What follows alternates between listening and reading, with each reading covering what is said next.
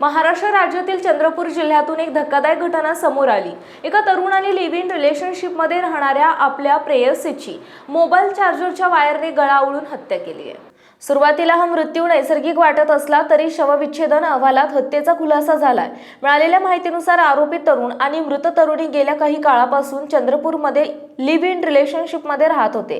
घटनेच्या दिवशी दोघांमध्ये कोणत्या तरी कारणावरून जोरदार वाद झाला। हा वाद इतका विकोपाला गेला की संतापाच्या भरात तरुणाने घरातील मोबाईल चार्जरची वायर घेतली आणि प्रेयसीला गळा आवळला। पोलिसांच्या माहितीनुसार आरोपीची ओळख सावली तालुक्यातील सोनापूर येथील रहिवासी असलेल्या 22 वर्षीय अंकेश योगेश बहिरवार अशी पटली आहे।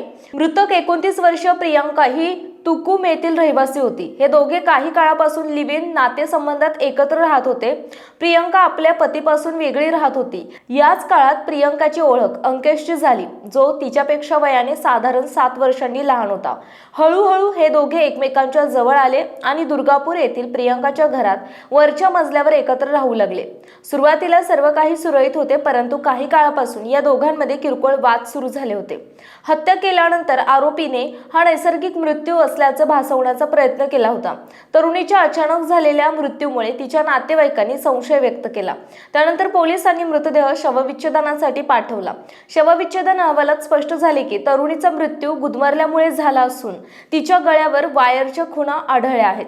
पोलिसांच्या तपासातून असे समोर आले आहे की या जोडप्यामध्ये असलेल्या वादाचे मुख्य कारण म्हणजे त्यांच्यातील परस्पर तणाव आणि बेबनाव हे होते। प्रियंका विविध बाबींवरून अंकेशवर सतत दबाव टाकत असे आणि त्याला त्याच्या कुटुंबाशी संवाद साधण्यापासून रोखत असे, ज्यामुळे त्यांच्यात वारंवार खटके उडत असे।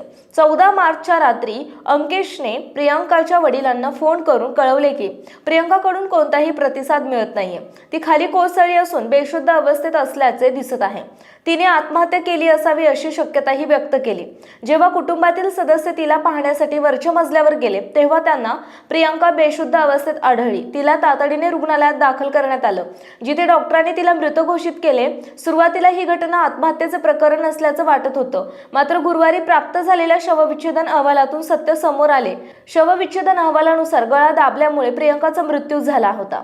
वैद्यकीय अहवाल हाती आल्यानंतर पोलिसांनी तातडीने हालचाली करत आरोपी प्रियकराला ताब्यात घेतले आहे। दुर्गापूर पोलिसांनी या संपूर्ण प्रकरणाचा तपास केला। वरिष्ठ अधिकाऱ्यांच्या मार्गदर्शनाखाली FIR दाखल करण्यात आला आणि घटनास्थळाचा पंचनामा करण्यात आला। घटनास्थळावरून पोलिसांनी हत्येसाठी वापरलेली मोबाईल चार्जरची वायर आणि एक्सटेन्शन बोर्ड देखील जप्त केला आहे। आरोपी विरुद्ध हत्येचा गुन्हा दाखल करण्यात आला असून पुढील तपास सुरू आहे। Bureau news 7 Marathi, Chandrapur.